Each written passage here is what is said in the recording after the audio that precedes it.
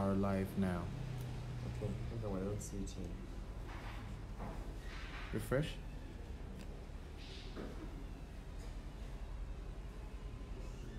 Nothing yet? On? Having any comments coming in? Yes, we have a person just now.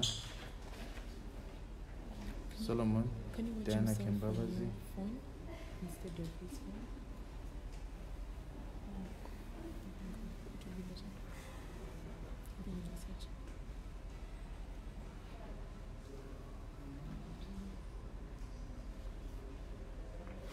Alright, we're getting set.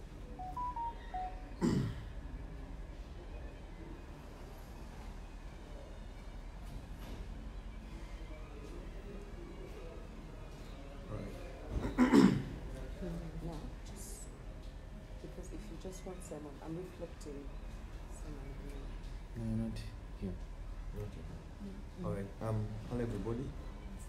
She So we're here at thank you very much for joining us for this live stream, for this validation meeting. So what is happening is that we were given an invitation by the office of the president. So with me is a letter written to the Prophet Elvis Mbonye Ministries.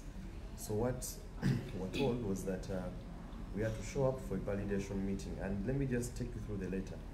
So this is the office of the president, which wrote to Prophet Elvis Mbonye and the Zoe Fellowship Ministries, Kampala. And it says invitation to participate in the high-level validation meeting of the Religious and Faith Organization's draft policy in Uganda. So they say in the first paragraph that we are considered high-level key stakeholders in this discussion. And as such, they invited the Prophet to come for this meeting. And it's meant to be a validation exercise where we expect heads of religious and faith organizations, interreligious council executives, judges, members of parliament, interagency forum, registration bodies of religious and faith organizations, media houses, etc. Now, the meeting is slated to happen today, Thursday, 17th October 2019 at Hotel Africana. And right now, it is exactly 8:40 a.m. We're at Hotel Africana. The meeting was supposed to start at 8:30 prompt. And they gave us a copy of the Religious and Faith-Based Organizations draft policy. So we're here very early, by 7 a.m. We're at Hotel Africana, only to check in at the reception and at the screens that show the schedules of the meetings that are meant to happen at Hotel Africana. And apparently, the meeting was cancelled. The meeting was postponed without any communication by the ministry, by the office of the president and the director of ethics and integrity. So here we are, summoned for a high-level validation meeting scheduled for this particular date, and then the meeting is cancelled. So the current state right now is that the meeting has been cancelled without any notice, without notifying any of these people. I don't know whether they informed the heads of the faith organizations, the Interreligious Council Executive, the judges, the MPs, the Interagency Forum, the religious and faith-based organizations, and the media houses.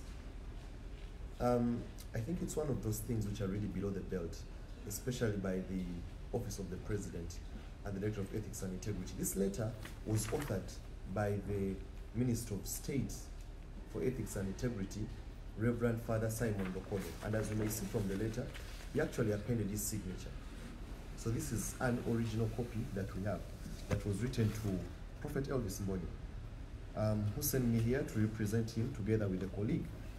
So here we are seated at Africana, and the meeting was cancelled without any notification. So we did our due diligence. We went to the marketing department of Hotel Africana and we inquired as to why the meeting was cancelled. So well, apparently there was no specific reason given, but the meeting was cancelled on Monday, which was the 14th of October. Today is Thursday. and nobody was notified. Because we've been in touch with different media houses, all of them were fully aware of this meeting. Under the Interreligious Council Executive, the representative, or the purported representative of the born again faith is Dr. Joseph Serwada. Yesterday, at his church, at Victory Church in Ndeba, he gathered pastors and he was educating them on the policy to prepare them ahead of this validation meeting. At least he did not notify any of these pastors or any of the members that the meeting was cancelled. He would have notified them. He would have been all over the media because this is a high-level validation meeting. So here we are dealing with individuals. Here we are dealing with the government, which is playing on our brains, and it's hoodwinking the Ugandans.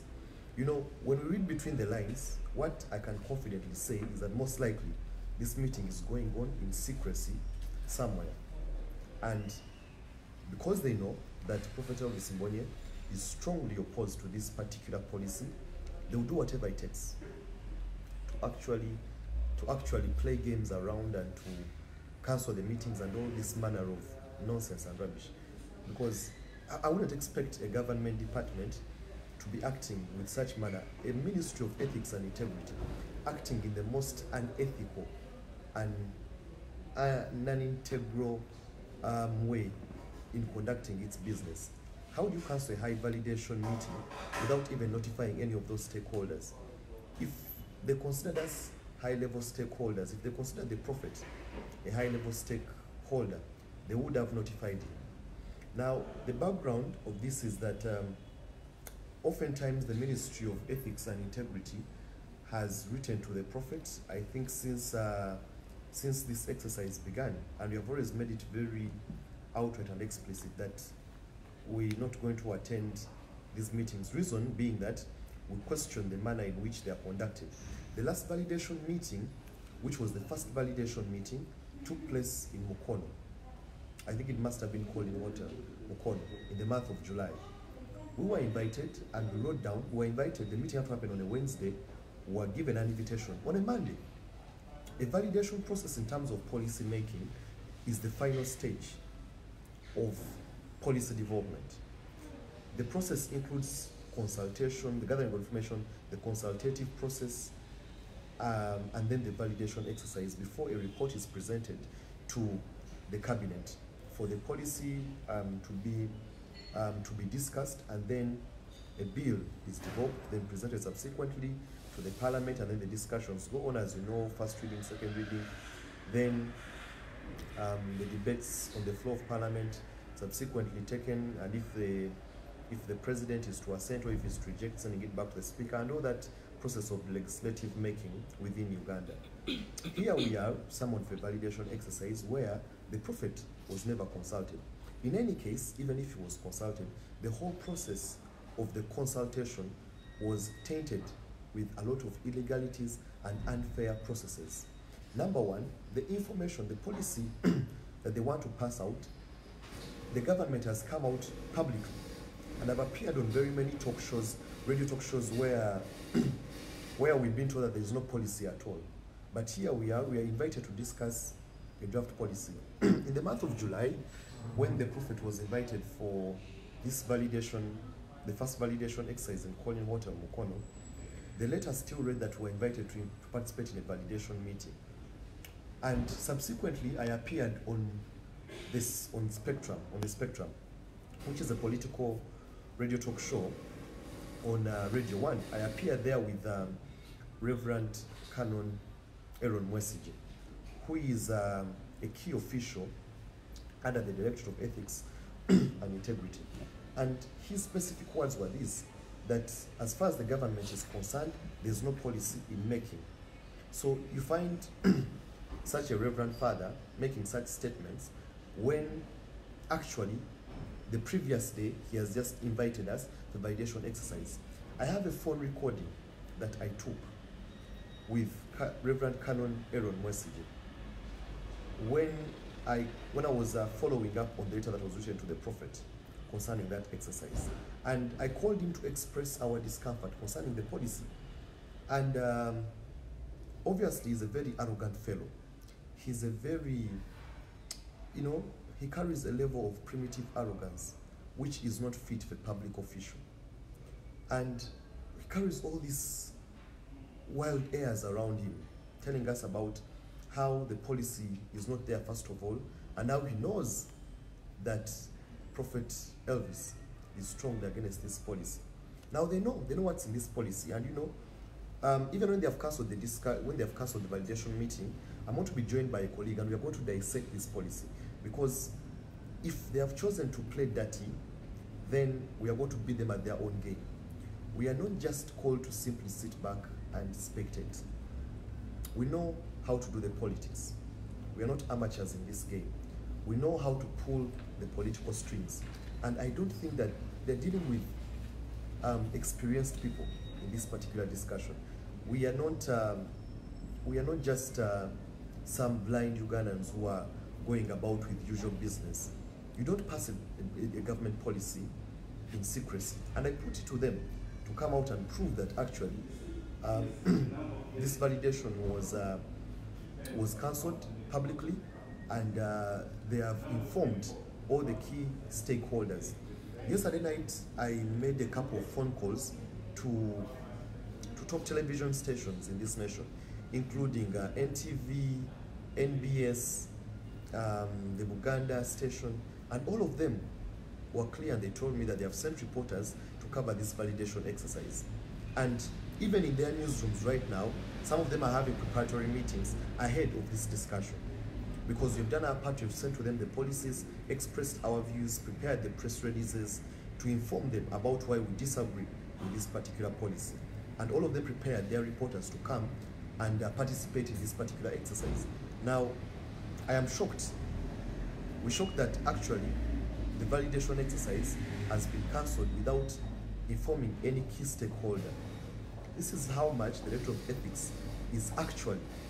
Now, on several occasions, I've come out very strongly to resist this position of the Director of Ethics and Integrity. I've always come out to tell them that actually the people who are actually pushing for this particular policy are men and women who are without any integrity. Without any integrity. And today, I'm sure all the Ugandans that are watching us are seeing what's happening and how much the members of the Director of Ethics and Integrity are the most unethical people. They don't have any moral authority to actually come and speak to the Ugandans and tell them how this policy is relevant to them.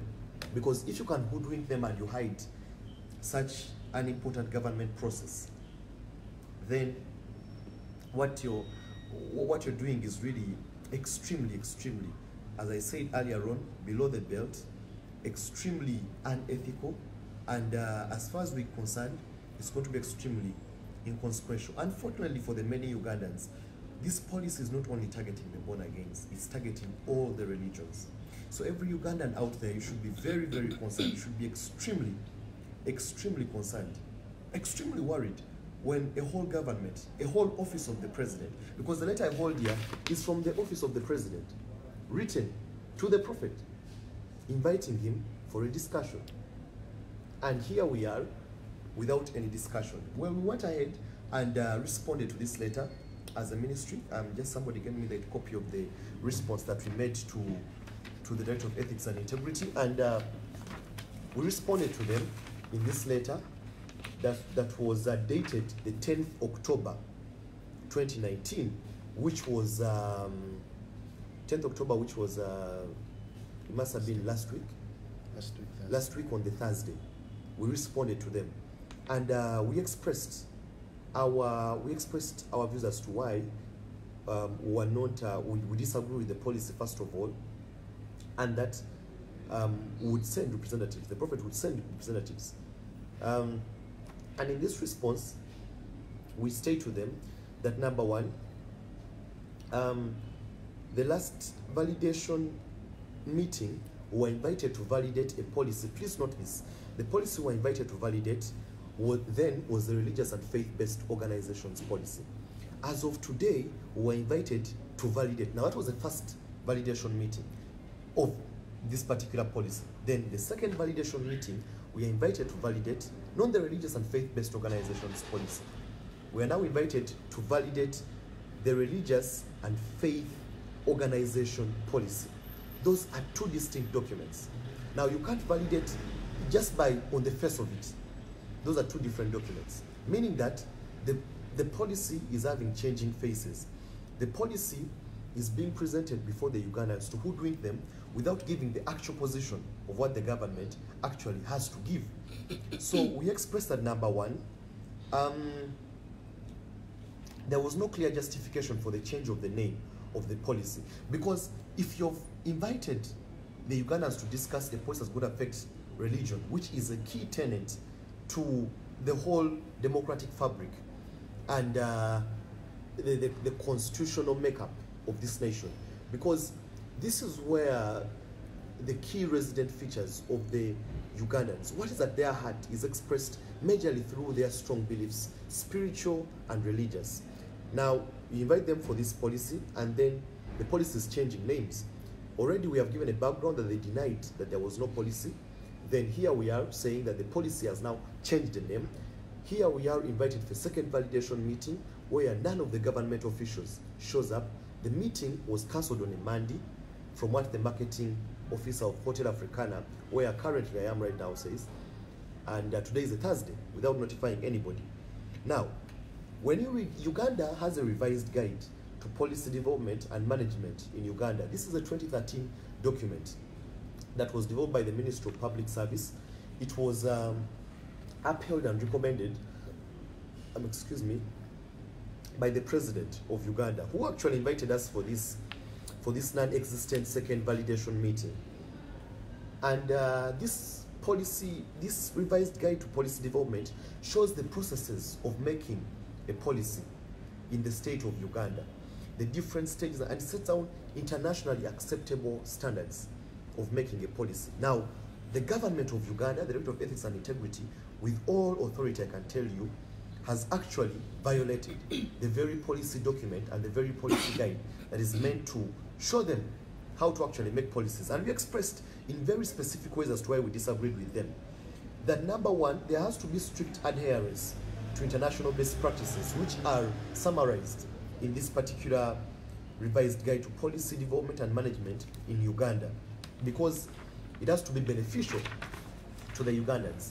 We went ahead to state to them that we don't agree that there has to be a religious policy. It is irrelevant, extremely irrelevant for us to have a religious policy.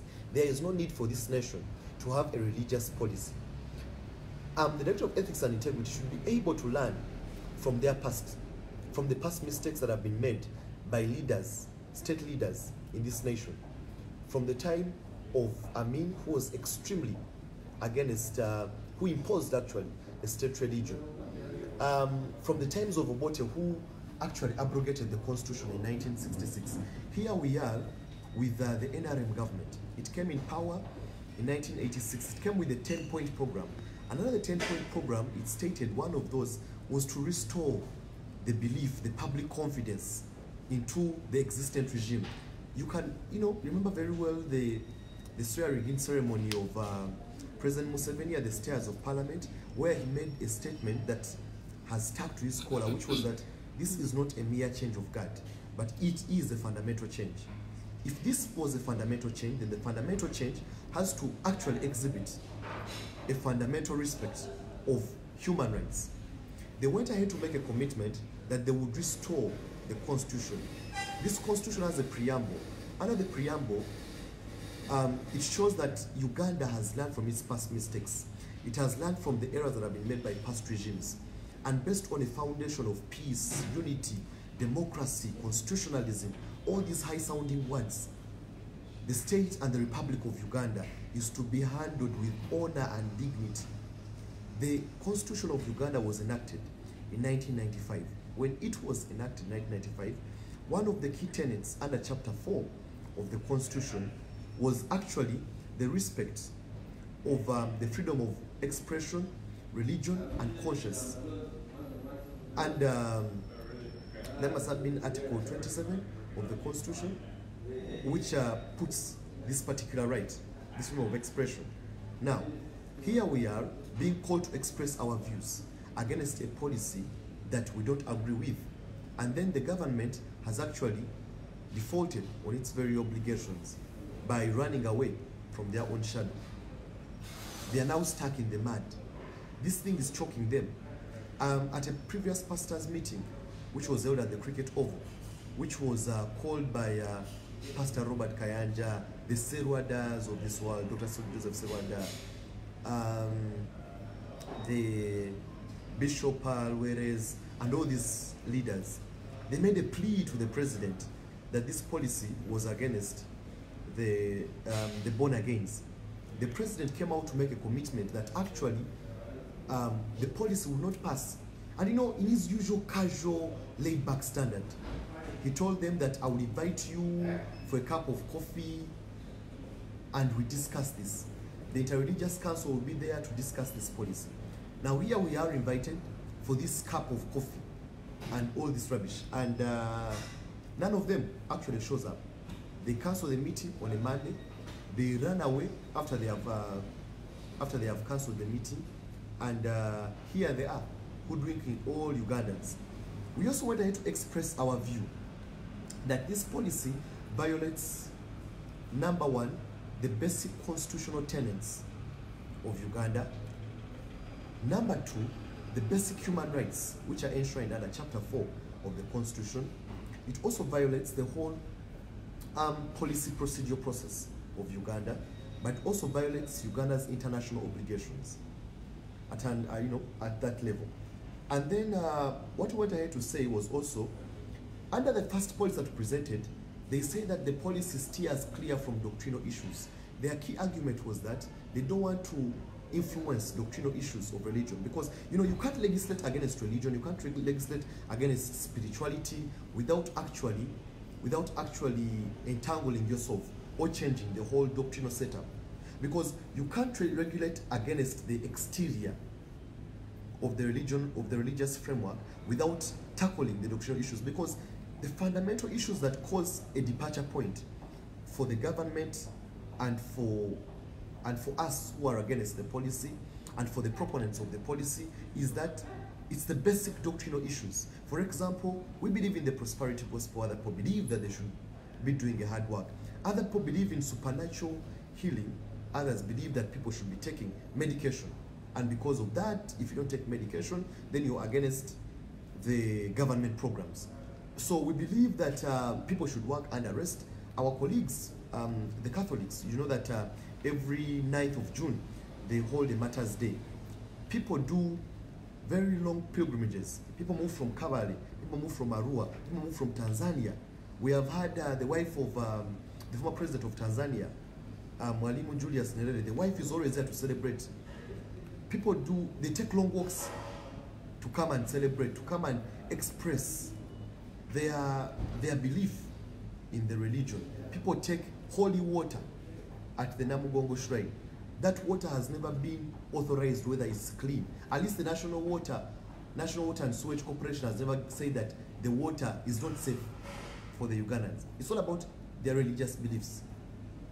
And nobody legislates against that. You get it? People, there is a religion somewhere in Western Uganda led by, what's that guy who calls himself God in Western Uganda there. And the president has always paid allegiance. He has always visited them. You get it? We know that many of these leaders here, they do high-level witchcraft in the hills of Hoimai, the hills of Mubende, hills of Mpiji, the hills of Metiana, and even in Kalangala. They can practice witchcraft. You get it? The Muslims carry out a fasting. I believe that fasting is unhealthy, but the Muslims believe that fasting is healthy for them. Well, they are really expressing their religious beliefs. So religion shouldn't be restricted. If you worship a goat, that's okay. If you worship a leaf, that's okay. If they find you rolling on tarmac, that's okay. You get it? There are enough penal laws to actually deal with any consequences that would be perceived as crime in this nation. We have a plethora of laws which actually deal with all these aspects of of religious of religion within Uganda. Now, those who have just joined us, what is really the breaking news is that we were invited for validation meeting by the office of the president. In this meeting, as I've told you, we're supposed to have heads of religious and faith organizations, the Archbishop of the Church of Uganda, the Archbishop of the Catholic Church. We're supposed to be here with the Supreme Mufti. We're supposed to be here with the Junior Mufti. We're supposed to be here with the presiding apostle and these whatever, all those apostles. Everybody is supposed to be here. Religious leaders. Nobody is to be seen. We are Hotel Africana. Nobody. The meeting was cancelled on a Monday, and the letter we are still here waiting for them if they ever show up. We are told that judges are going to be here. Judges of the Supreme Court, Court of Appeal, High Court, Magistrates, LC Courts, all judges are supposed to be here, but nobody is here. The Interreligious Council executives are supposed to be here. All of them. We're supposed to be here with members of parliament. Nobody is to be seen. In fact, Africana denies that the meeting is ever going to happen here. Here we were summoned for a meeting. The media was informed. All the media stations that I've talked to, and I can assure you I've talked to many of them, all of them say they're not aware of this religious policy. They're not aware of this validation meeting. So that is the state. This is the state of the nation address that I'm giving you. That the state of affairs in the nation is that the office of the president has run away from its shadow. It's running away from its shadow. They're failing to come for a meeting which they called us for.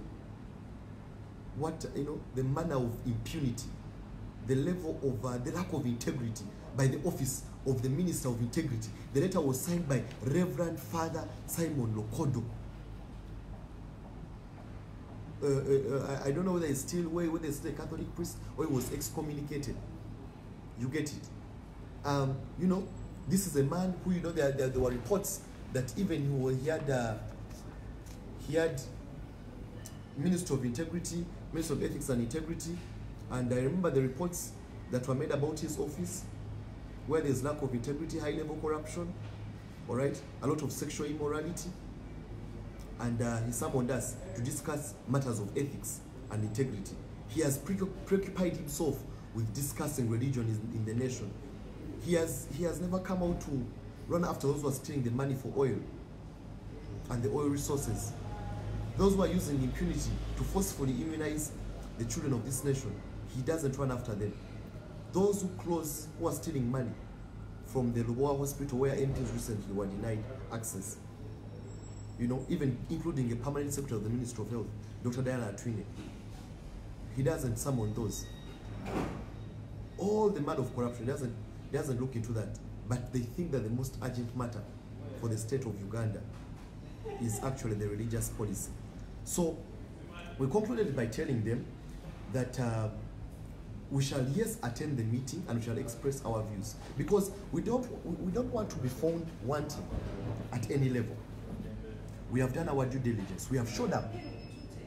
I want to inform our viewers right now who are following me that in the first meeting we were invited at Calling Hotel, I was told, because we had informants waiting for that meeting, that actually the meeting was meant for, again, pastors and religious leaders, only to reach, and all manner of people were there. So those who are doing Nigina were there, those from the border stage were gathered, everybody, as long as there was nothing. And as a ministry, were told to come with 3 representatives. But everybody else who came to attend the meeting had a litany of people who were attending the meeting. There was no agenda for the meeting. These meetings, they never expressed the agenda. They never, at least for a high-level stakeholder meeting, you should be able to express the agenda of the meeting. We have never been given an agenda of this meeting. No agenda whatsoever. All we are told is just come and we discuss. The discussion happened at Calling Hotel, Mukono, after the summoning of the people. When the meeting begins, the government researcher, who is a lawyer, I think goes by the name Biabakama something, who was researching, made the presentation. Then, as usual, the people who always want to twist the born against came out and gave their position. Now, whoever, you are not given time to speak. So the nature of these political meetings is that either they will deny you access to the meeting, or in the most evident part is that they will call for a meeting and they won't show up and they will cancel the meeting on the D-Day. And if the meeting happens, there will be restricted access. If there is restricted access, they will even deny you an opportunity to speak. And if you speak, they will take on the political path of either heckling you, downgrading you, or despising the arguments that you're making. And in any case, there's no report that has ever been availed. You can't invite us for a second validation meeting without giving us a report of the consultation process, the first validation meeting and the second validation meeting. So everything has been tainted with unfairness. Everything has been tainted with a lot of despise for the basic moral standards that would have expected of such people like the Minister of Ethics and Integrity. You know, that's the level of impunity that they exude. So today, we have all the capacity, at least from the events that are prevailing, to tell you actually, the Ugandans who are watching, that we are dealing with high-level cowards, people without any level of integrity, people who are afraid of what they are doing, people who have deceived Ugandans for a very, very long time. Extremely long time. They have told them that this policy is important. If it was so important, then why don't you show up for a meeting which you summoned us for? And I know that they're watching. I know that they're following. You know, they do all manner of things to try to frustrate this. That they have done all manner of things to try to stop the citizens of this country in involving themselves in serious democratic discussion and serious informative discussion. We know it, that they can't put up with serious intellectual discourse. We know that they are afraid that we are extremely intelligent, that we should actually water down all their arguments. We actually know that actually this policy, as we are going to show in the next minutes, that the policy is extremely shallow, it's extremely impotent, it's extremely despisable. It is not worth of any serious public discussion. But we do this because we know that if we don't participate in this process, the government has been in the culture of passing stupid policies, stupid laws. You know, I am reminded of what happened in it must have been 2017 or 2018, when the government was doing whatever it takes to amend the Financial Institutions Act in December, ahead of the Christmas period. And the key thing was that they wanted to amend the law to accommodate Islamic banking. And high-level discussions were held because of the urgency of the matter. A whole Financial Institutions Act was amended. About 2 days ago, I was watching the Deputy Governor of the Bank of Uganda, Dr. Louis Kasekende, making a position that now there have been some banks that have been authorized to begin doing Islamic banking.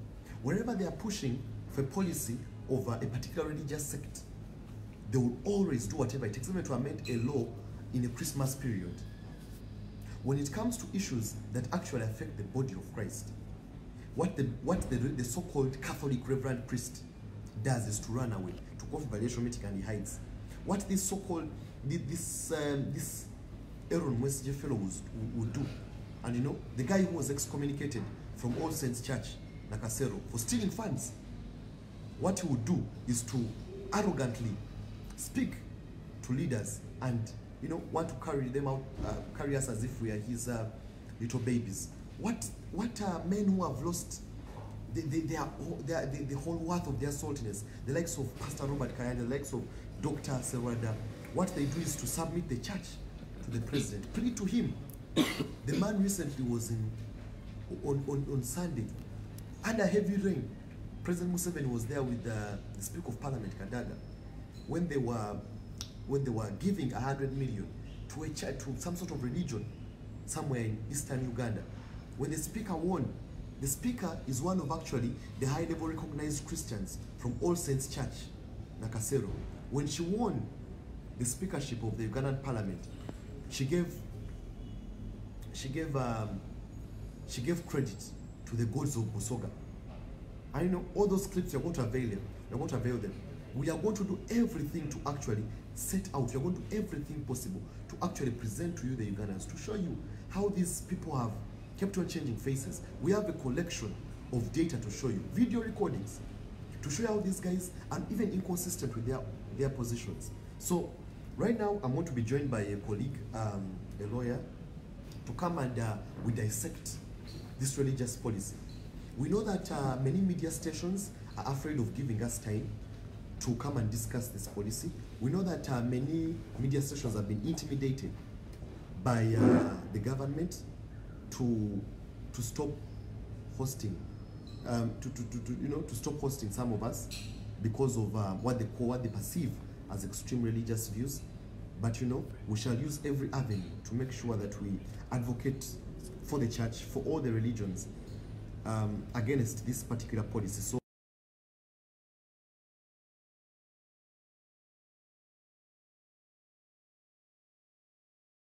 good morning, our viewers. My name is Evelyn. Thank you very much for joining us. Just to reiterate what Mr. Ssenyonga has, in a nutshell, mentioned, we are very disheartened to have been invited for a meeting of this caliber, and one that has been treated with so much lightness, and yet it has far-reaching consequences. This is a battle that has been going on for more than 6 years. We don't expect that for a meeting that is meant to be a final validation meeting, right before this policy can be tabled before the parliament, we wouldn't expect that it would be treated this lightly.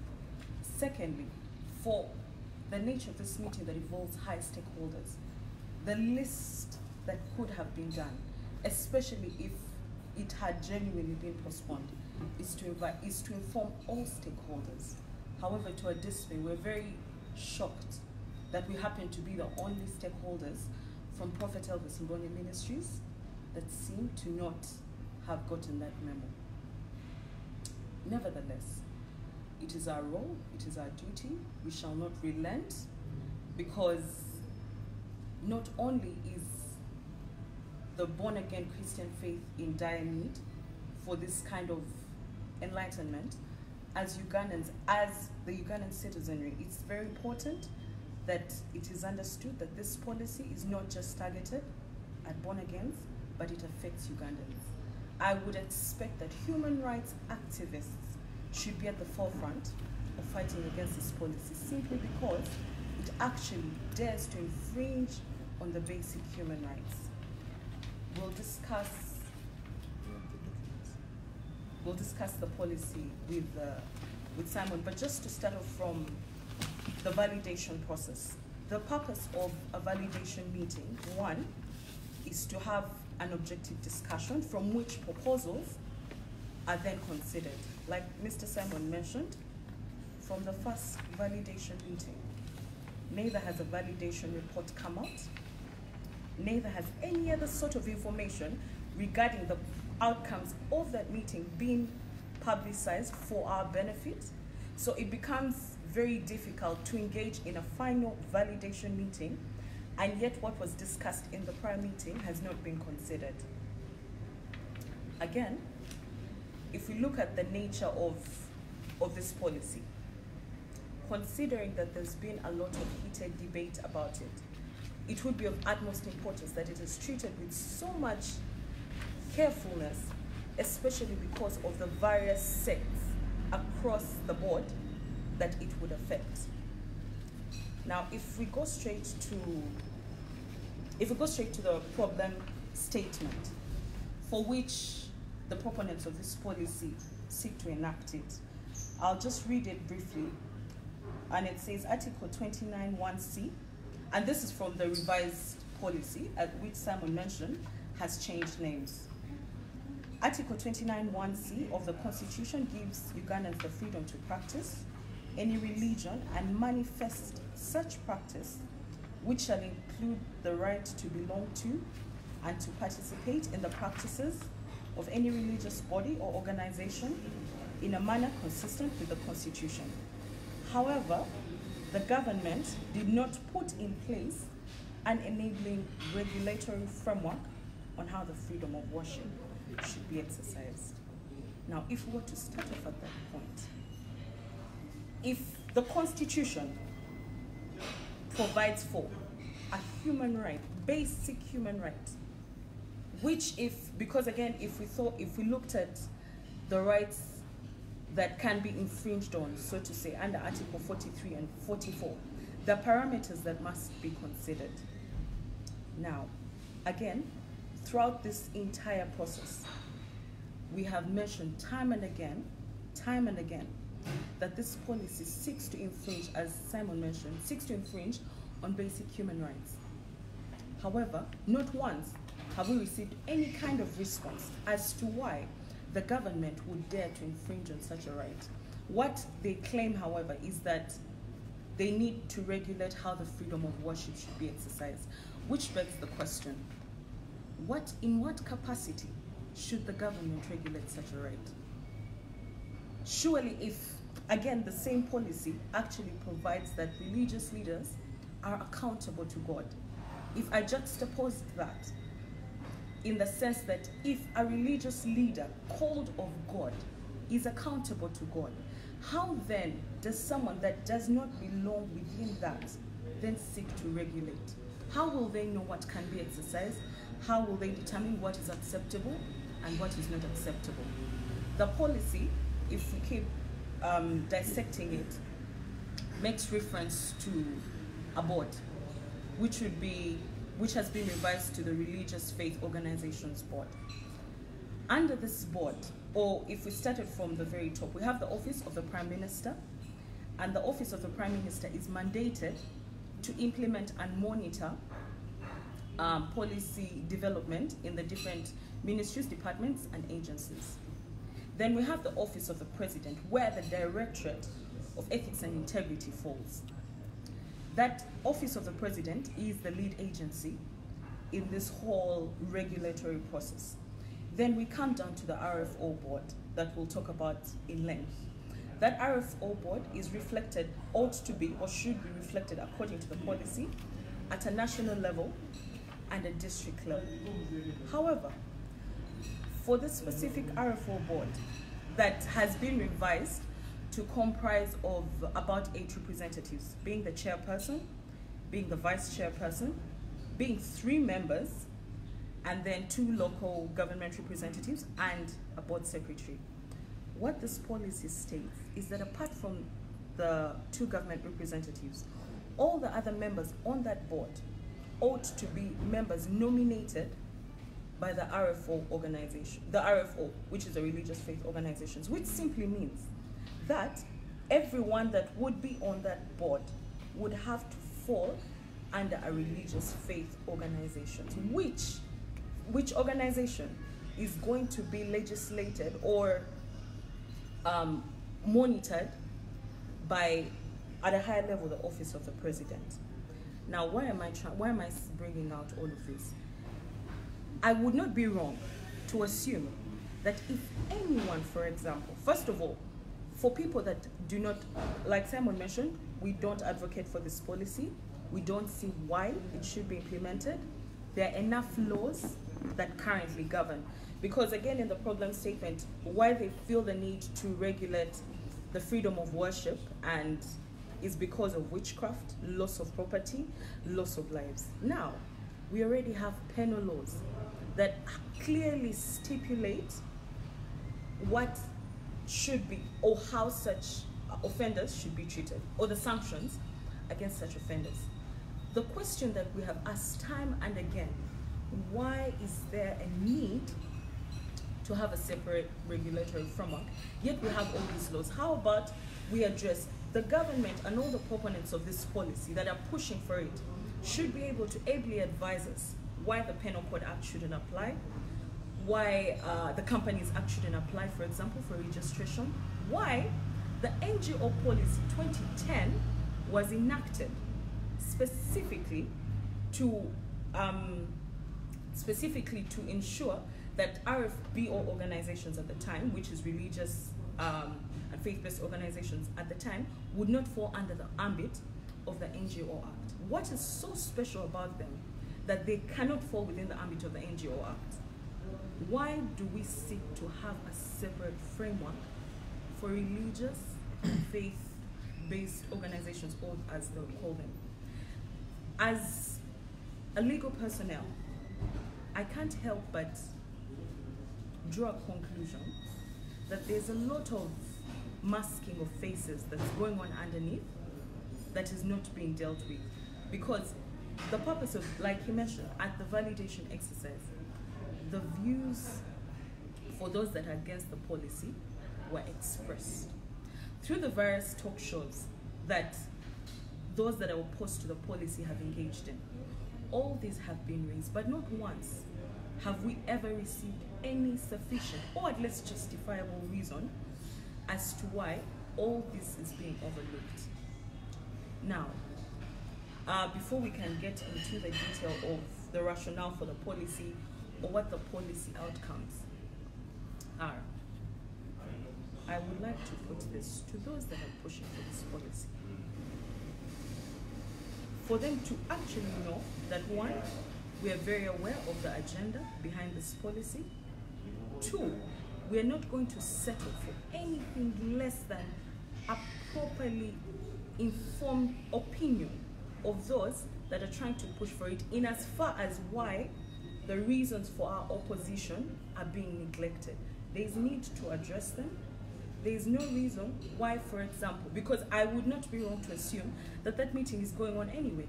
How is it that we are the only ones that are not aware that it was postponed? How can I even guarantee that whenever it is postponed to, it will be a fair process? How can I not be tempted to think that maybe the whole validation process has already been concluded? Why are we being marginalized?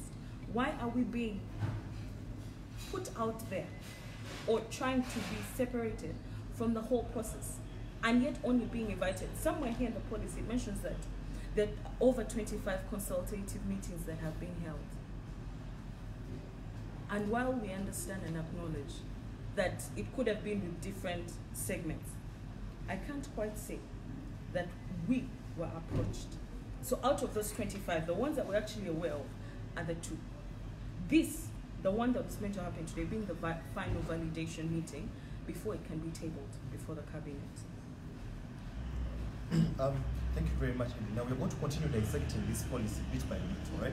I just want us to have a comprehensive discussion to help the viewers, because it's no, what many times the media does is to actually only do sort of a piecemeal discussion. They will never give a comprehensive discussion about this.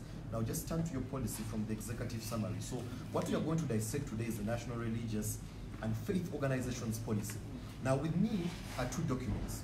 This is the July 2019 document, which is titled the National Religious and Faith-Based Organizations Policy of 2019. This is July 2019.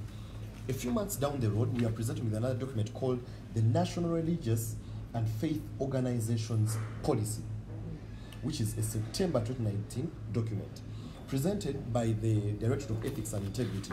So in the executive summary, it gives the background as to why, where we have come from as a nation, and a few justifications as to why we should have the policy going on. So if in case you see any highlight that we need to bring out, we put it forth to the people that are our viewers, and they get to understand. Again, those who are just joining us, as my colleague has ably said, that we have been marginalized, we were invited for a meeting, and the meeting was cancelled without informing us. So actually what we suspect is that the meeting is going on, and Prophet Elvis Mbonye was marginalized. Yet they regard him as a key stakeholder. But that notwithstanding, it goes ahead to talk about the related policy and institutional framework of the religious faith organizations in Uganda. Now, they mention about 7 policies that support this. Vision 2040, which is the key government document to show us, to show our aspirations as a nation as of the year 2040. NDP2, which is the policy development, which is informing the strategic government goals. And there are key priority areas under NDP2. One of those is the development of institutions, the construction and development of infrastructure in Uganda, the focus on oil development. And as usual, they have always dodged the strategic area of development of human rights in the nation. Then the Constitution of the Republic of Uganda of 1995. Then the NGO policy, which is meant to guide the NGOs. And you know that very well, many of the churches, many of the religious organizations have been registering under the NGO law. Then we have the Companies Act, which has been another framework in which most of the churches register. Then we have the Trustees Incorporation Act, and most of these traditional churches, when you look at the Anglican Church, the Catholic Church, were all registered under the Trustees Incorporation Act. Then the NGO Act of 2016. Now, please note, all these laws are actually sufficient. All these policies are sufficient to deal with the matters they want to deal with. The NGO Act, for example, creates an NGO board, which has an NGO forum where you can take complaints concerning conduct which is unbecoming, say, of religious officials. And they can still handle such matters. There are very many reports which have been taken to this board, and no conclusive report has ever been given. When you read the Constitution of Uganda, people talk about the Constitution of Uganda and the platforms that it offers for you to deal with all these issues, apart from even the court system alone. If you had an issue, you could go to the Uganda Human Rights Commission. It's ably given there. You talk about equality under Article 21 of the Constitution. You can go to the Equal Opportunities Commission to go and report a complaint, say, of marginalization. If you find that there's something which you find unfair in the way the law is running, you can still go there. So the government even ignores other subsidiary mechanisms it has put in place to handle such a process.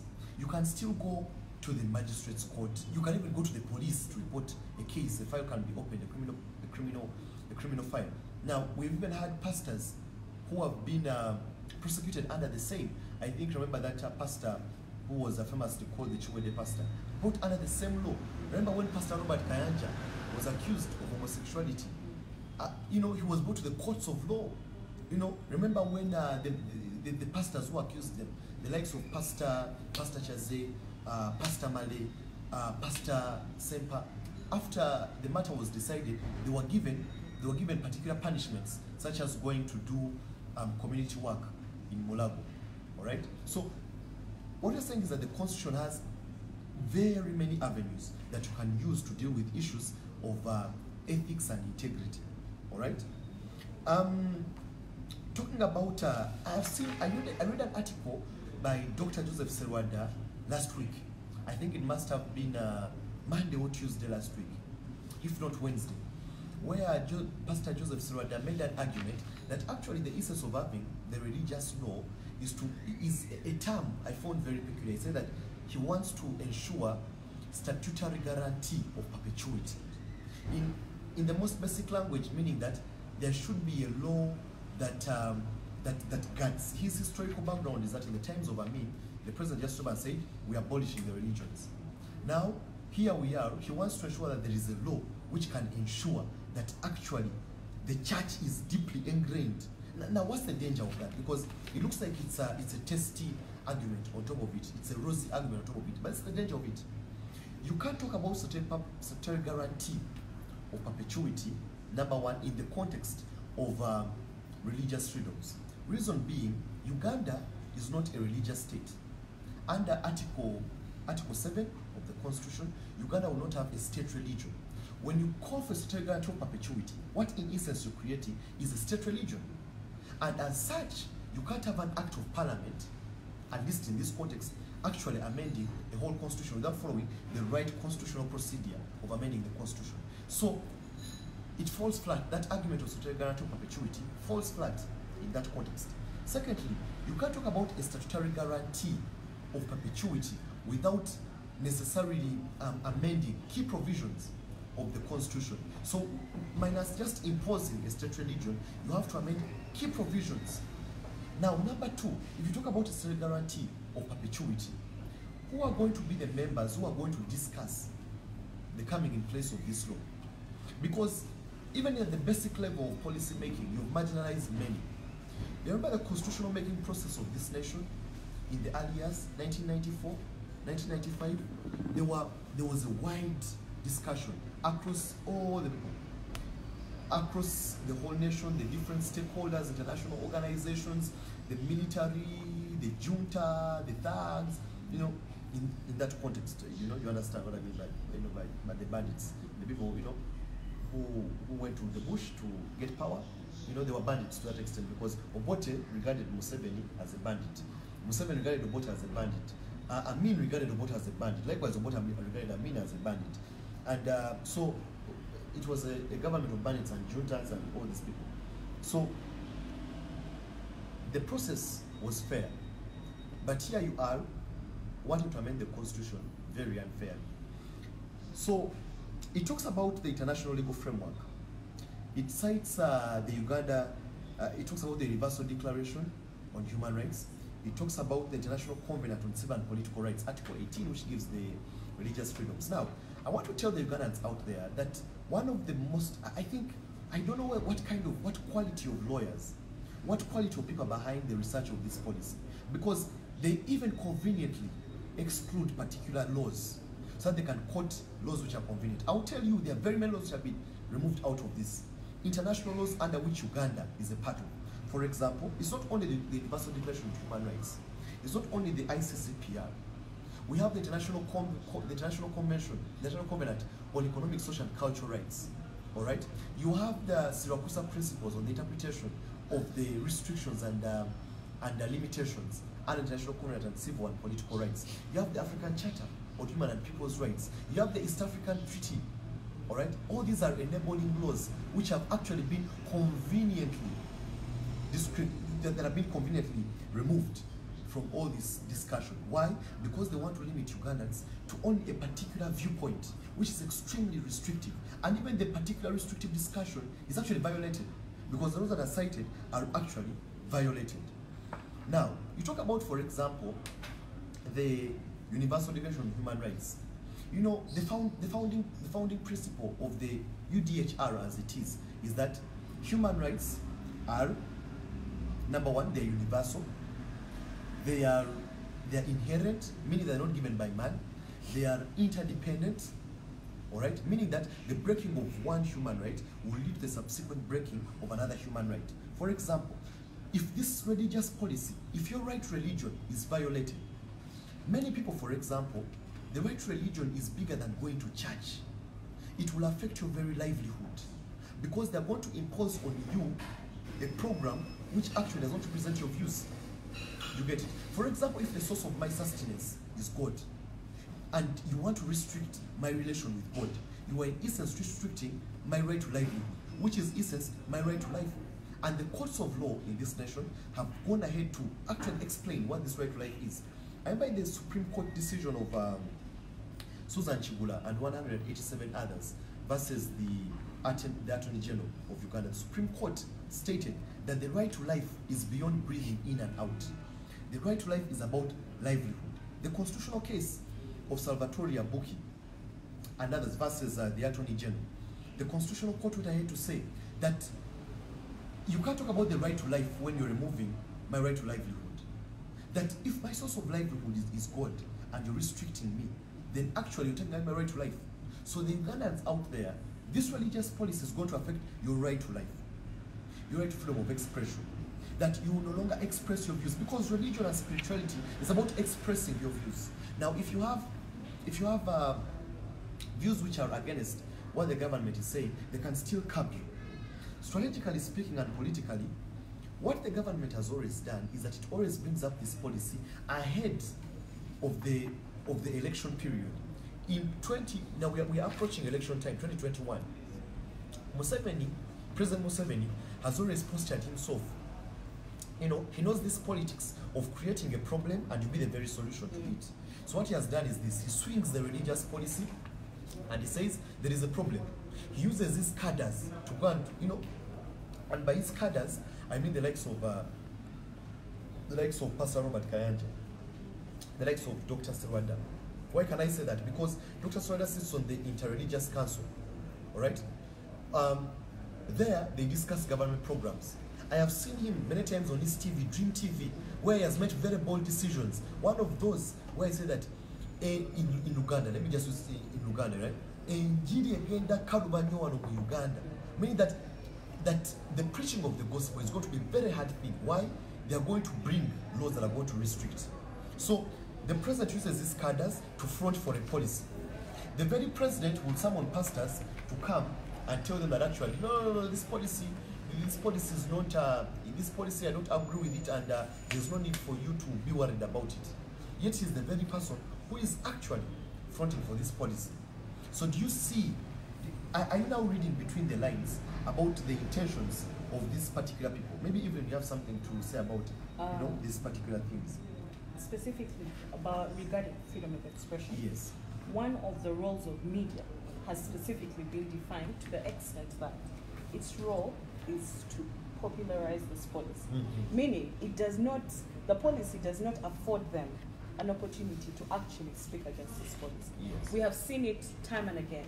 Every time the media tries to come out against something that is being propelled by the government, they meet stringent laws that put them back into place. So you find that even just beyond the ordinary Uganda, even if they wanted to probably advance their argument at a higher level, you find that the media has already been capped.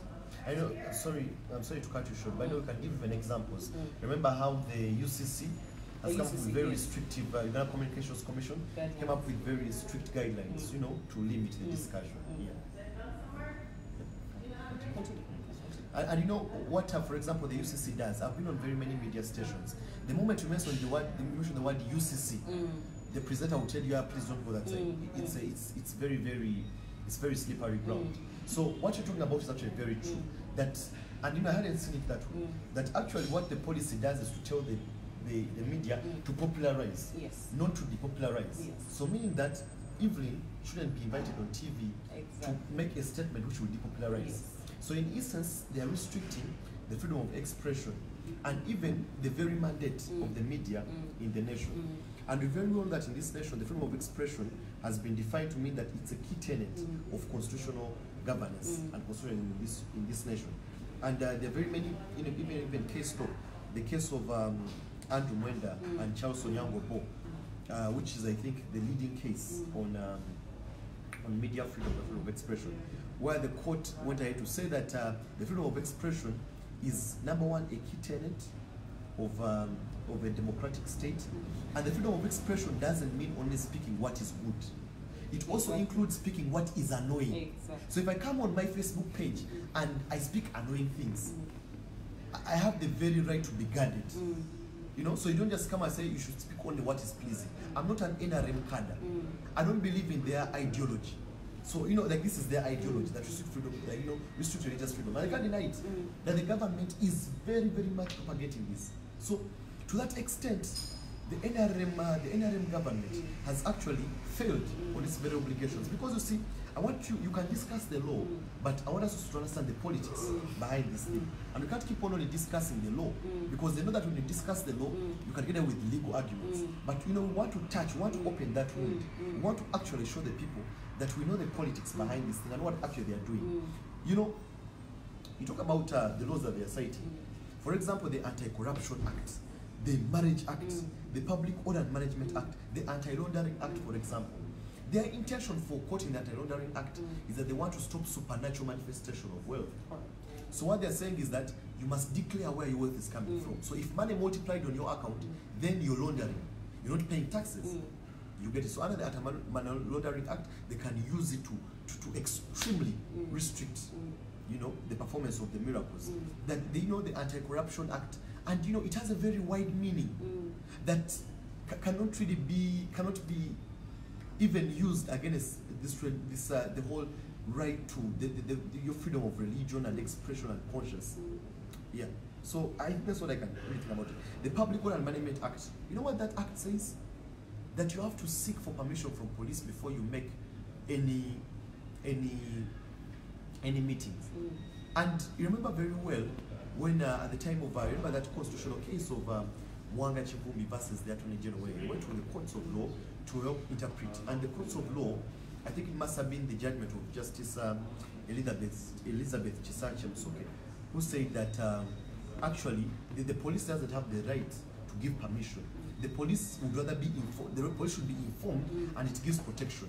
So what that means that if this religious policy is passed, for you to hold a meeting, you must first of all talk to the police to get you permission. So if you're perceived that you're against the policy, the police under the Public Order and Management Act can actually cancel a gathering of believers because they know that you're against the policy, and they can give directives. And you know, there's evidence to this extent.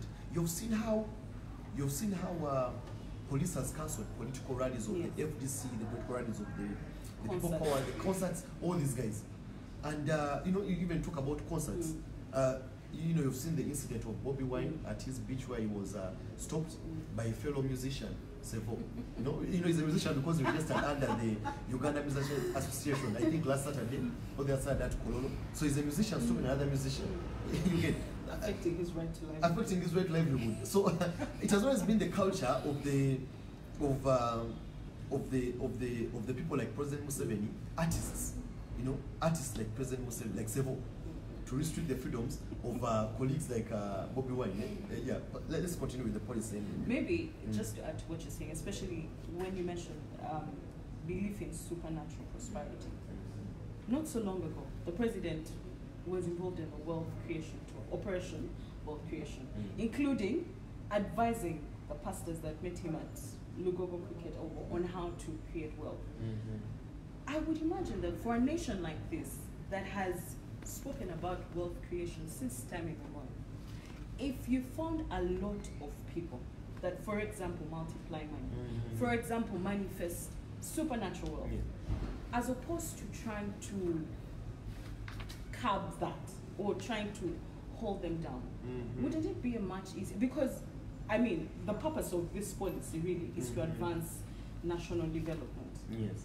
Facilitate At least development. they say that, yeah. So they say.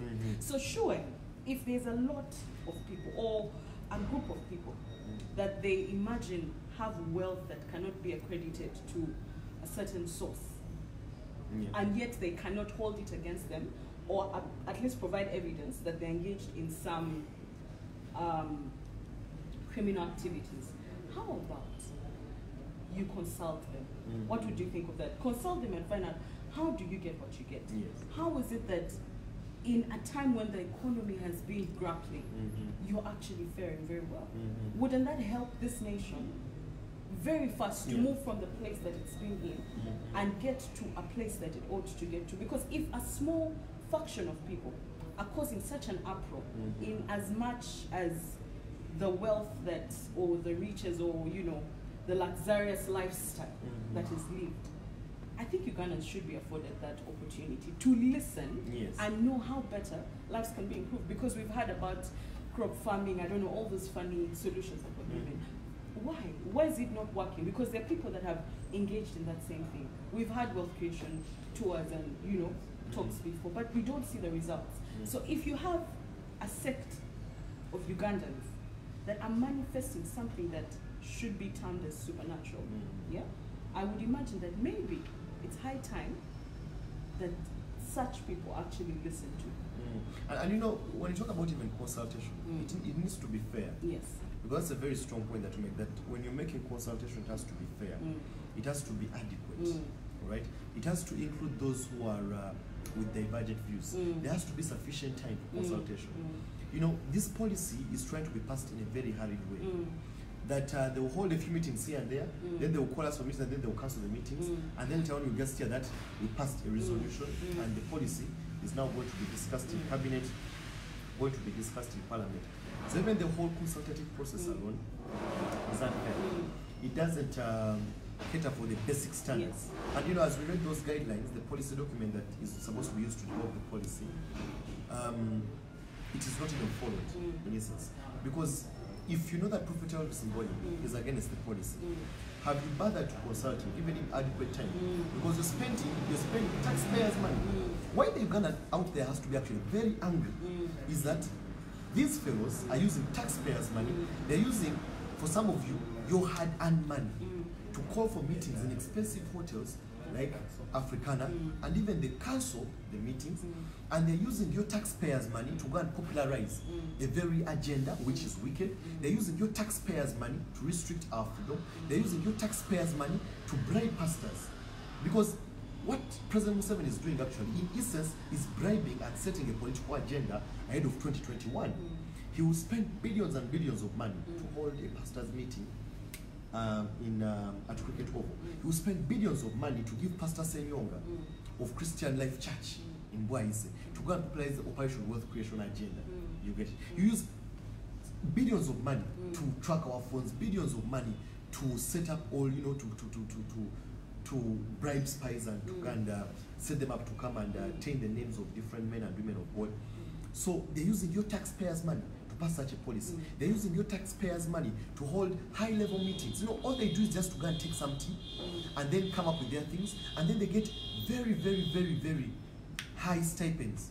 So somebody goes for a meeting and they're getting a stipend of, say, $1,000 for discussing such rubbish. Somebody goes for a meeting, they're using your taxpayers' money to actually print out a lot of paper like this. They're using your taxpayers' money for all manner of impunity. You know, every Ugandan out there, you need to stand up against what they're doing. Because if the government is very afraid of actually holding its own meeting, because you came and paid for space at Africana, and then you cancel the meeting without telling those that you have invited. They are using your taxpayers' money. So the Ugandan out there has to be angry that, number one, they're using your taxpayers' money to market a political agenda which is evil and is wrong. They're using your taxpayers' money to violate your right to freedom of religion. They're using your taxpayers' money to hoodwink you. They're using your taxpayers' money to do all manner of evil. And you have to be angry about that. You have to stand up against that. That is not right by the government. What the office of the president has done is the most unethical thing. It is something which is very unprecedented. At this level of this discussion, I don't think the president is worth being called a fountain of honor, because he has done the most dishonorable thing of inviting serious citizens like you and me to come for a meeting, and he fears to show up with all his colleagues. So he's not actually the fountain of honor, he's the fountain of dishonor to the extent of the context of this meeting. But you know, let's now finalize with this policy, and then we continue with the next course of action. And I can assure you, we are now going bare knuckles with this. You know, I think the time for playing games is now done. You can't keep on playing with the place of the church. I think the church, the body of Christ out there, you have to come out and advocate against this policy. It is the time for you to come out and depopularize this policy. Come out and speak against. We are going to keep on disseminating information to all the Ugandans out there to understand that this policy is evil. All right? We're going to use all the political avenues and our constitutional rights to ensure that we advocate for what is the right thing to be done. We will not see the government of Uganda. We will not see a few individuals like Reverend Father Simon Lokodo, Canon Aaron Wesije, the likes of Pastor Serada, robbing the Ugandans of their freedom of religion. We shall not see them spend taxpayers' money to do evil, wicked things, you know, about the policy, about what the laws of this nation state. The church will not keep quiet. The church is going to speak up. The church is going to use all the avenues. It's going to use all the avenues. It's going to use all the avenues to ensure that it fights back this evil policy. Now, Evelyn, I want us to conclude the policy, to conclude this discussion, and then we'll continue with other business of the day. Yes. Any other highlights from the policy that you said the people need to know? Maybe one of the things that this policy, from the policy outcomes that it tries to mention, is a framework to facilitate the registration and quality assurance of RFOs in place. When I read this, I couldn't help but ask myself, what kind of quality, what is it that they're trying to ensure, or how will they be able to tell that this is quality information that can come out, especially because of the divergent religions, so to say. How are they able to find the yardstick that actually applies to all of them? That's another thing. They've talked about transparency time and again. Maybe you could help the viewers understand what kind of transparency are they looking to see? I think really the thing with their transparency is that the state wants to control the finances of the church. Their transparency, don't be hoodwinked the public, don't be hoodwinked. Transparency is not just about your own good. What the government seeks to do with this policy is to impose their agenda. You get it? I like the argument. I think I was reading an article by one of those journalists in the Daily Monitor. What they perceive as transparency is what is for the government. So it is not transparency as long as it is against the government. So if you come and preach against supernatural, manifestation of wealth, then you're being transparent. They'll give you a lot of airtime. You get it? But if you come against it, they won't give you airtime. So transparency for them is all about, number one, restricting your freedom of religion, regulating it, then oppressing you. It's never about the equity of what transparency ought to be. It's not about the fair process. Because even the whole process of making the policy has been extremely unfair. So it just can't be transparency. It can't be transparency when you're setting up an RFO board, which actually, because you see, you don't know about the RFO board. Maybe let's just go where that part is in the law. Part G of the law. It says that, it says 8.2, clause 8.2 of the law, of the policy. It says that there shall be an institutional coordination framework. Now, notice, it's going to be implemented by the Office of the Prime Minister, then the Office of the President, then there will be an RFO board. Now, this board, what are the qualifications of sitting on this board? Number one, they say it shall be an independent board. Let us analyze the independence of this board, because independence explains transparency. What do they mean by independence? They said the board shall exercise its mandate for what? Registration. All right? So actually, the powers are going to be taken from all institutions, and it will be the RFO board to register. Then it will regulate. All right? So what do they mean by regulation? They'll be the ones to determine what is right, what is not right. You get it? Then they will say monitoring.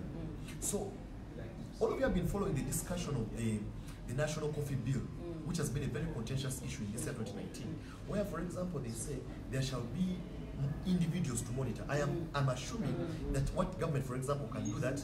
There's a fellowship, say Prophet Elvis Mbonye, and they'll be sending a government officer to come and analyze how much has been collected.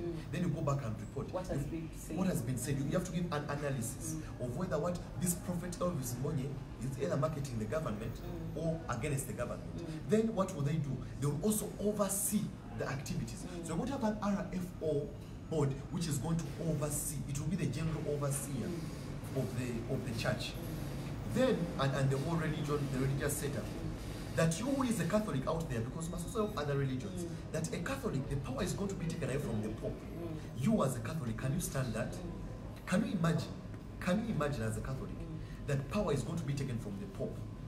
And the state under this law is going to anoint a Pope in Uganda. So the Archbishop, where are you going to run to? The Mufti. You get it? The Mufti. Your power is going to be taken away.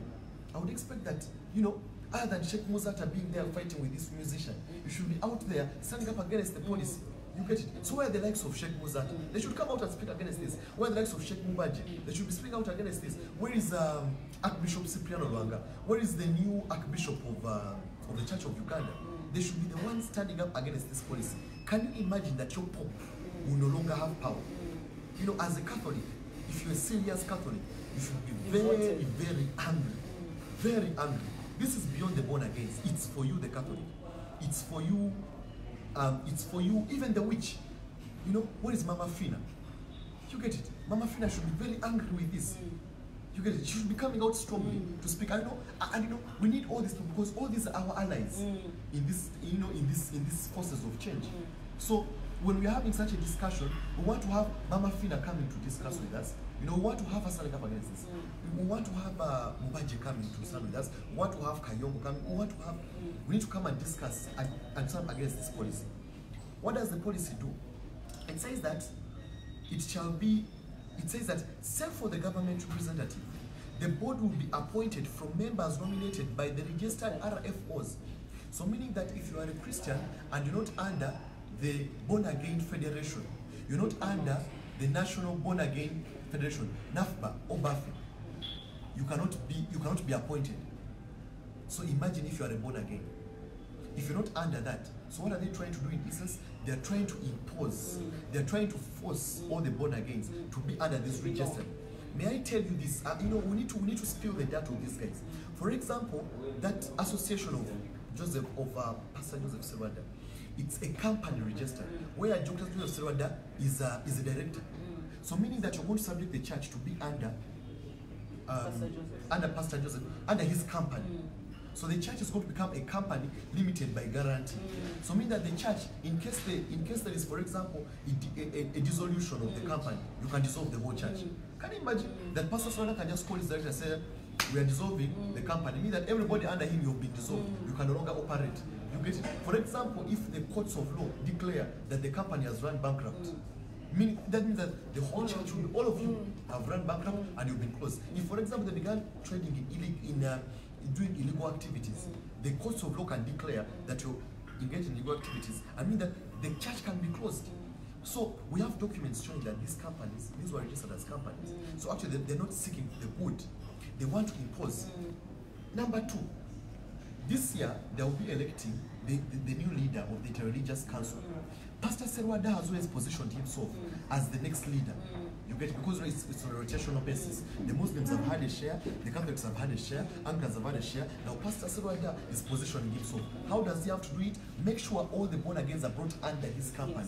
Make sure they're brought under his law, so that he can have a strong bargaining position. Because beyond just the churches that he's presiding over, he wants to neutralize. He wants to neutralize the political forces, so that he can position himself as the next head of the religious council. So in essence, actually, this is a political move.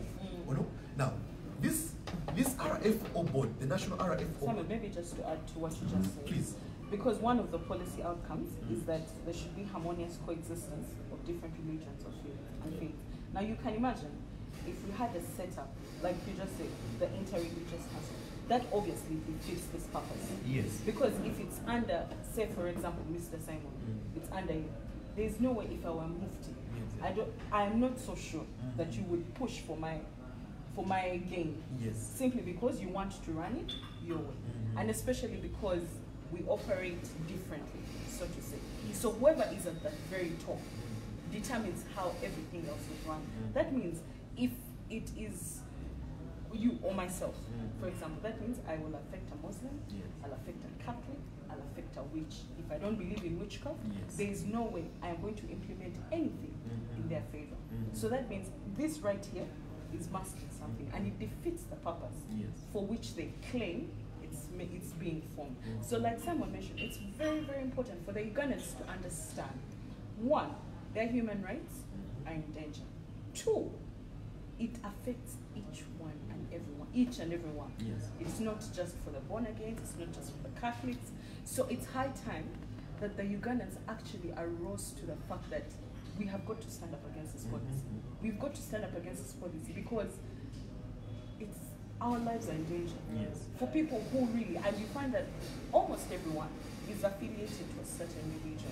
That means if that is taken away from them, like you say, their right to life will be taken away. So what you're saying is that actually the church right now is an endangered species. Very. Extremely endangered. And you know, they need to including the witch doctors. Including the witch doctors. Very endangered. Because you mentioned something important. You talk about the witch doctors. How am I sure I'm a born again Christian? How is a witch going to advocate for my cause? Because the witch is going to come and say there must be a shrine.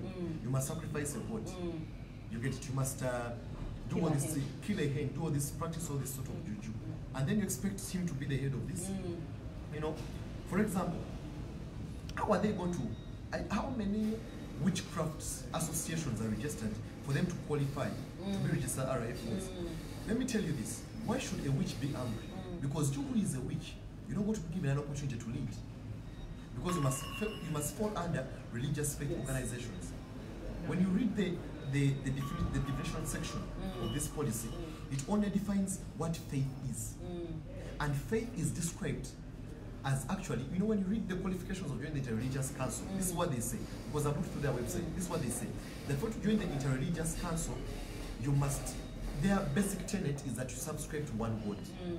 So meaning that, what they're saying that they're imposing a one God system. And that God is not defined. And that God is not defined. So meaning that if the witch, your God must be the same as the God of the Catholics, the God of the Anglicans, the God of the born agains. Which is not possible. Oh, it's not possible. Which will believe in that? Because for you, your God believes in killing your God to please him. My God believes that I should be resting.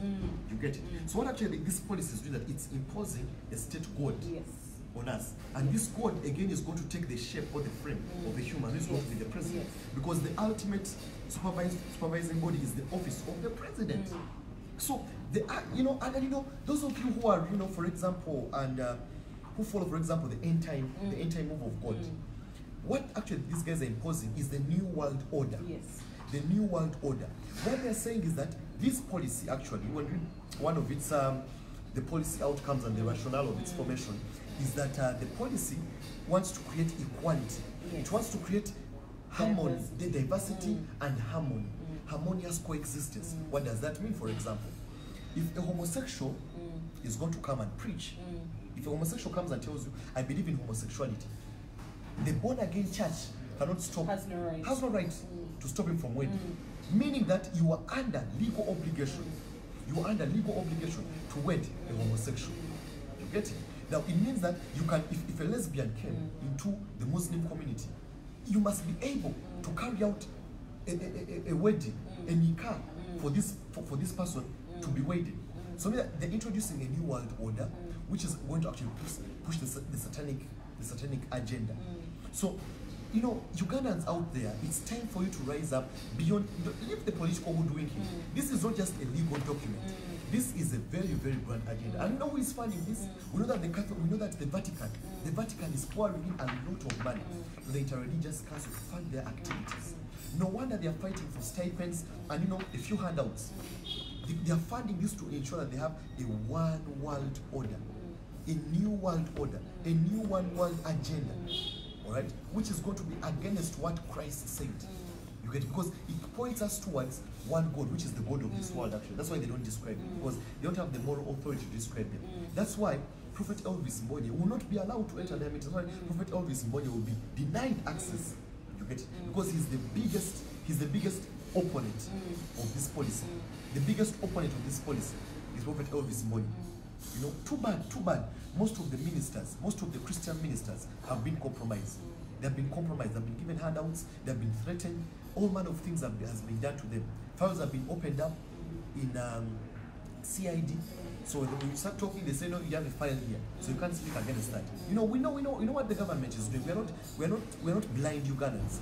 You get it? So the board will have a chairperson, a vice chairperson, 3 members, 2 government representatives and the board secretary. Even numerically speaking, in terms of numerical strength, the government will have a higher hand. It will have a higher hand. That in case they're going to go through a voting process, or in case they wanted to veto something, the government will always have a higher hand. So in essence, the church is going to become an extension, or an extension of the state, or an arm of government of the state. So moving forward, what this policy is going to do, beyond having the judiciary, the executive and the legislature, there will be another arm of the state, which is called the church, or which is going to be called the church or this policy. And this very policy in the executive summary says that it wants to steer clear from the argument of state versus religion. But actually, the policy puts them in a place where the state is going to be versing the religion. So the state will no longer be independent. Because as long as the church or religion becomes an arm of the government, it's going to be subject to the very restrictions of the government. And where it's the government, it's the executive. So don't be deceived. I don't know, the head of if the church is put under this sort of setup, the president is going to become the head. And in essence, you have to be subjected to his leadership. And anything what will happen if, in the times of the Bible, what will happen when one who doesn't know Joseph comes up? Because there was a Pharaoh who knew Joseph. But then there was a Pharaoh who didn't know Joseph. So what happens? Yes, today you can shout that Museveni is the leader and all these things. Museveni is Anasani. What happens when he changes? How are you going to be guaranteed? You who is a Catholic, you who is an Anglican, you who is a Muslim, how are you going to be guaranteed that you will have a leader who will actually protect your views? So I want all of you out there to stand up. This is a call to action. All Ugandans out there, stand up. All Ugandans out there, stand up. Don't keep silent. Don't keep silent. Don't keep silent. The state, the government wants to deprive you of your freedom of religion. It wants to deprive you. Stand up against this. Stand up against this. Yes, let's continue and finalize with this. Maybe one more thing. Simon, as you talked about the president, I was reminded of the pastors' meeting that happened at the beginning. Yes.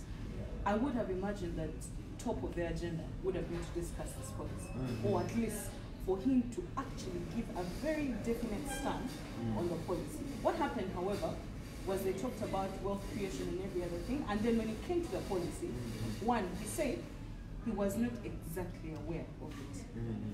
He was not aware of why Honorable Simon Lokodo was pushing for it. However, Honorable Simon Lokodo had in the recent past actually acknowledged that the president was wondering what was delaying this entire procedure. Yes. Nevertheless, he mentioned that he would invite them, like you said earlier, he'd invite them for a cup of tea, a tea shop, and everyone for them to sit down and discuss. Now, when we look at the institutional framework, the office of the president is at the very top. I would imagine that the Ministry of Ethics and Integrity or the Directorate of Ethics and Integrity would not go ahead to call for another validation meeting before they can actually have that talk. Because that also helps to inform this validation. Yes. So I'm left wondering whether there's something that's being masked here, whether, because you know the president went on about Simon Peter, how he didn't have to go through training, so he's wondering why they want to force religious leaders to go through theological training. Yes. Is that really true? Now, obviously, it's not true, and I will answer you again based on the policy. The problem statement says, one of them says that the state has no mechanism of identifying, vetting, and monitoring the unethical faith practitioners in order to protect Ugandans from the harmful effects of unethical religious practices. Then it says the main causes of the problem are this: moral decay among the leaders.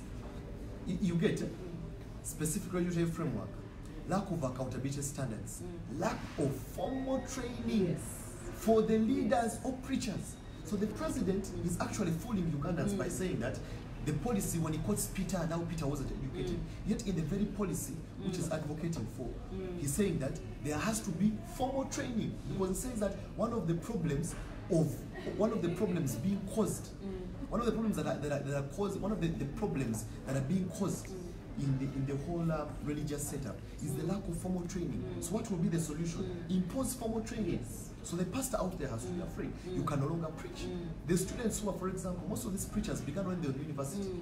What they're going to do is this: they'll go through the scripture unions and the Christian unions of the universities, and they will actually stop young men of God, young women of God who have been anointed by the Spirit of God from preaching, because there has to be a formal training. Who is going to determine the formal training? What are going to be the qualifications of the formal training? You get it?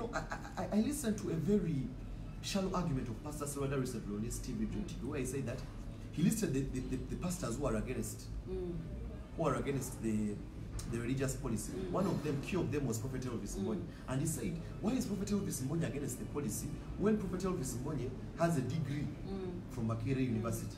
All right?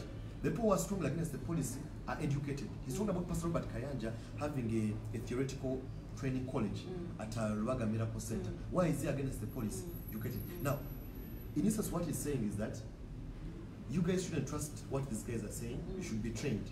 But question, is Prophet Elvis Mbonye preaching his degree? You get it? He's not preaching his degree, because he has a degree in development studies from Makerere University. But the gospel is preaching is not development studies. You get it? In any case, man, he's against the very things that he said. But you know, and that's what they're using as a basis. So the leader out there, they're going to impose on you a formal training. So don't be hoodwinked that this policy is actually not about formal training. It's actually about formal training. The final problem they say is negative foreign influence. And they are saying that the church or the religions are being influenced by foreign. Well, that can be partly true, that at times there have been some individuals who have been penetrated by foreign forces.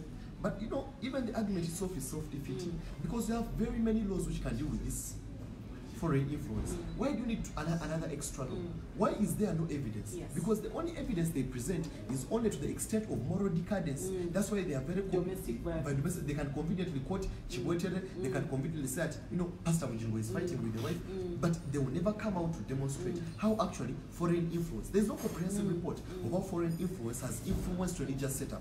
There is no evidence that the lack of formal training has been the biggest basis of moral decay and the lack of religious integrity. It's not about formal education.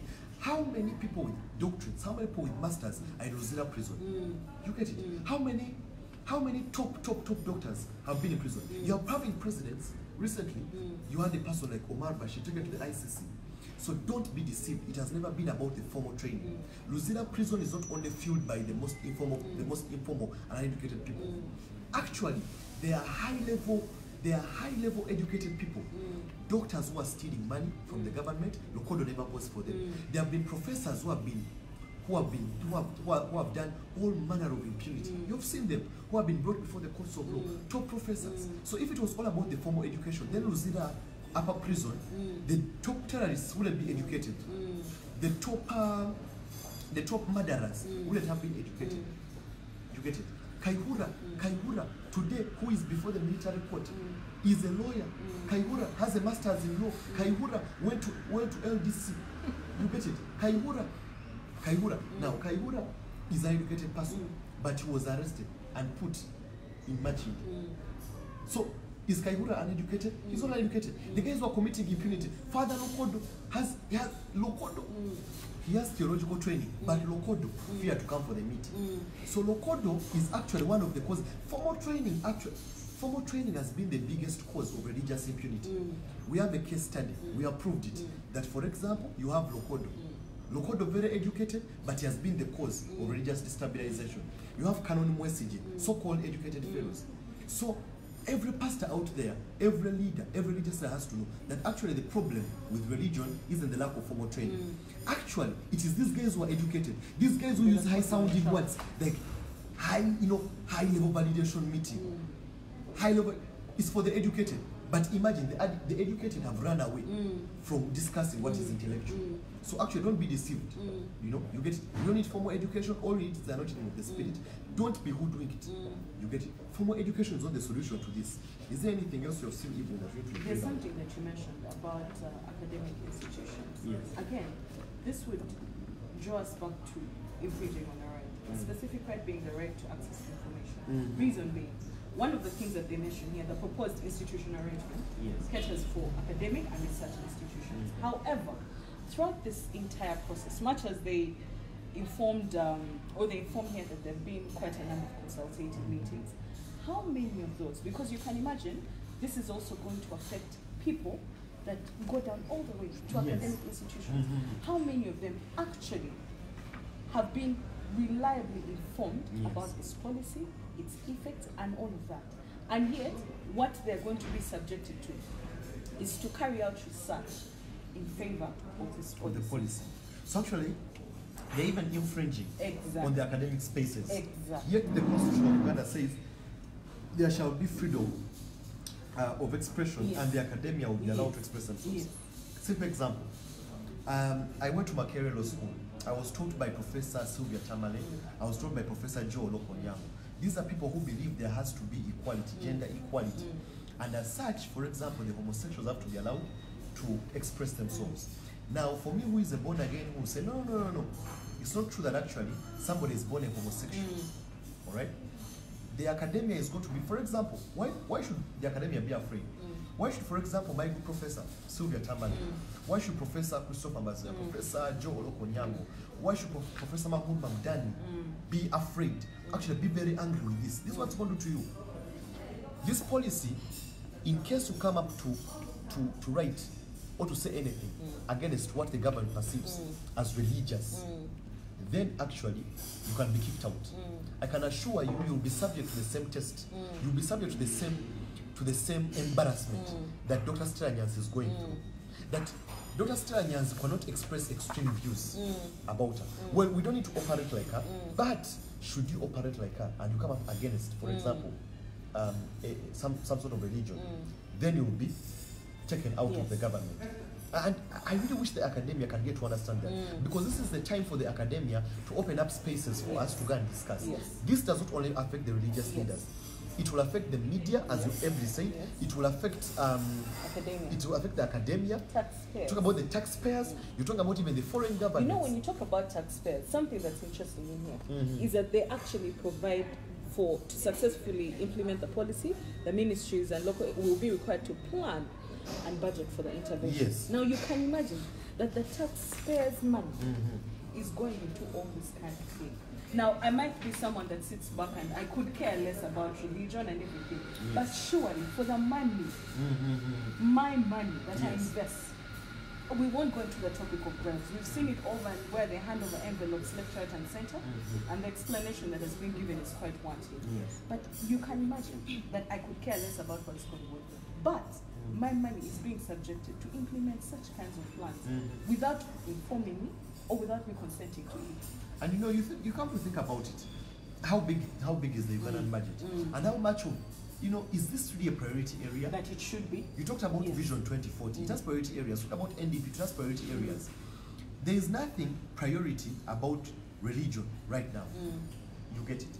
So government has always gone to the budgets committee of parliament for supplementary budgets, especially for state house, especially for the army. It even has non-described parts of the budget that can't be disclosed to the public. How much of you, the taxpayers' money, is going to be used to discuss this? You get it? How much are they involving you in the whole budgetary process?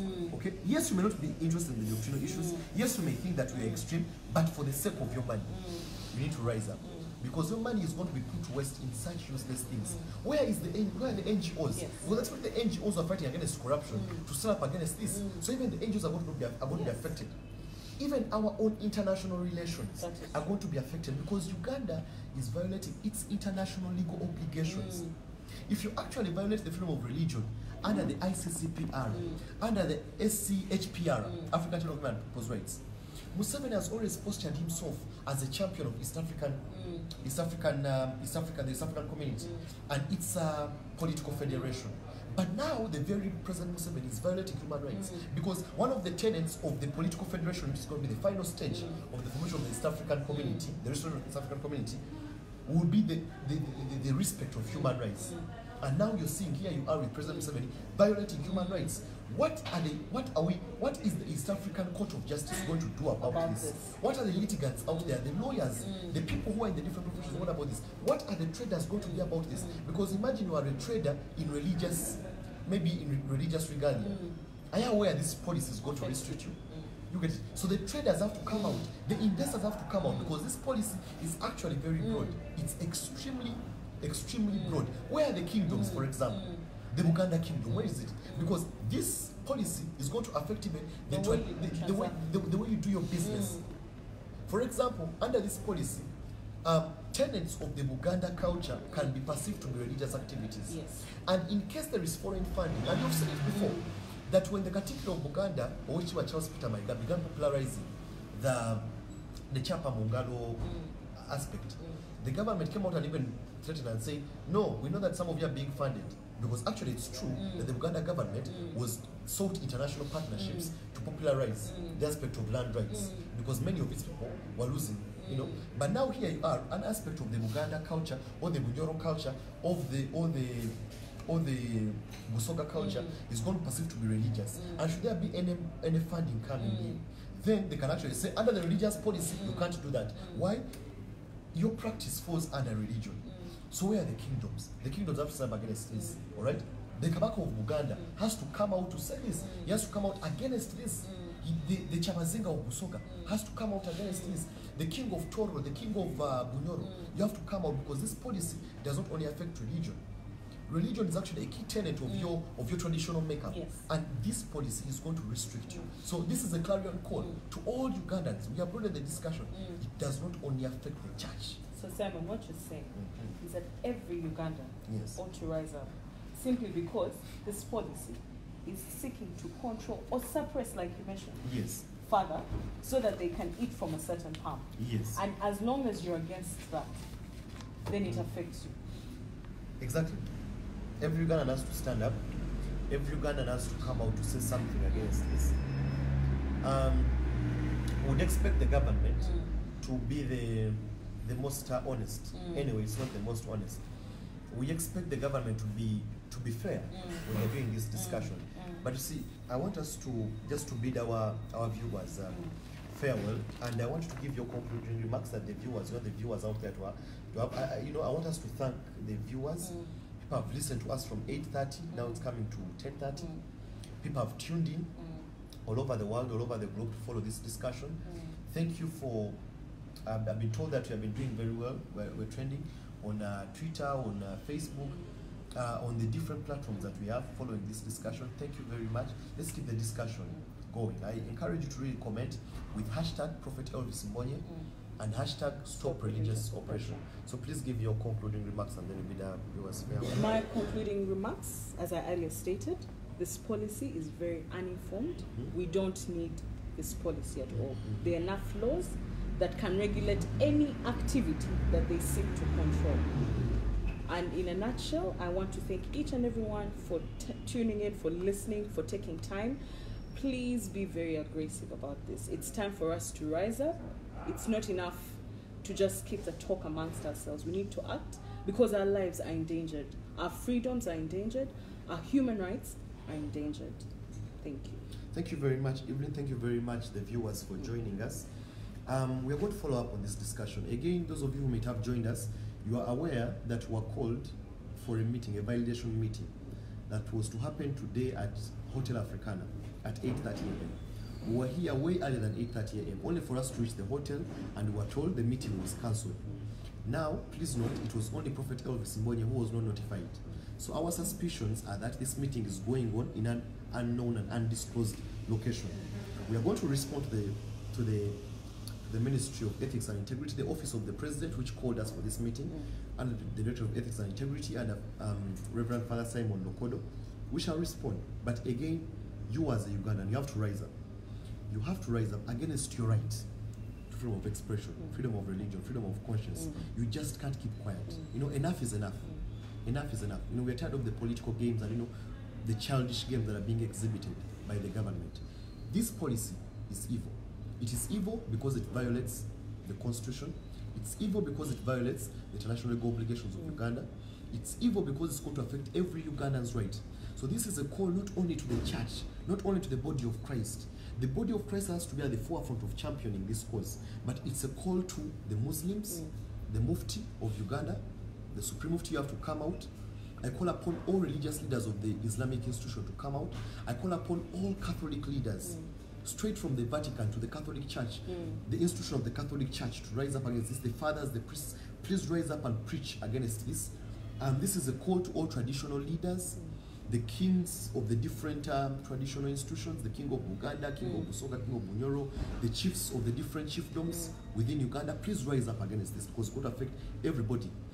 This is a call to the academia to come out and actually let's have intellectual discourse. We are available. You can contact us to have serious, thorough intellectual discourse. We are not afraid. We're not like Lokodo. We're not like Lokodo. We don't fear intellectual discourse. We were raised for this. We were born for times such as this. We are very intelligent fellows, and we can take on anybody at an intellectual level. You get it? We are not like the government officials who run away from their own channel. So the academia, you have to rise up. The wananchi, the trader, you have to rise up. Somebody in Chikubo, somebody in Kawi, somebody in Waise, rise up against your right. Do not allow the government, don't allow the government to take your freedom of religion. Do not allow it. And finally, you know, this has a scripture pattern to it. Esther, when she was raised up as a queen, Mordecai, who raised her, told her, you are born for a time such as this. You are born for a time such as this. Jesus knew it. He said, for this cause was I born, that he may be able to preach the truth and depart from what the religious guys had done. Many of these guys are eating from the palms of politicians, from the palms, they're men of God, they're men of God. So Jesus knew it, Esther knew it, David knew it. When Goliath came up against the Israel nation, David was quick to go at the battlefront. The time we are in right now is not a time for diplomatic discussion. This is not a time for diplomacy. It's a time for outright confrontation. Outright confrontation. You must go bare knuckles on this. You must not hold back anything. You get it? Isaiah the prophet knew it. He said, the day King Uzziah died, I saw God. Because all along, he had been under the leadership of Uzziah. Now this was the time that he had to rise up. When Uzziah was taken out, Daniel knew it better. The very law. This law is only an extension of what happened in Esther's time. It was about a law restricting the Jews. In the time of Daniel, it was about a law restricting worship. All right? Again, in the time of Jesus, it was again a law passed by Herod concerning the firstborns and, you know, the birth of Jesus and all these people. Continuously in the Bible, it has been the laws. So the Bible has a perspective to it. I'm sure even the Quran has a perspective to it. Now everybody rise up, stand up against this policy. Otherwise, keep on commenting. Hashtag Prophet Elvis Mbonye, hashtag Stop Religious Oppression. We shall be having very many engagements, much more engagements on different platforms. Please follow us and make this debate count. Thank you very much, Thank and you the very good Lord much. bless you.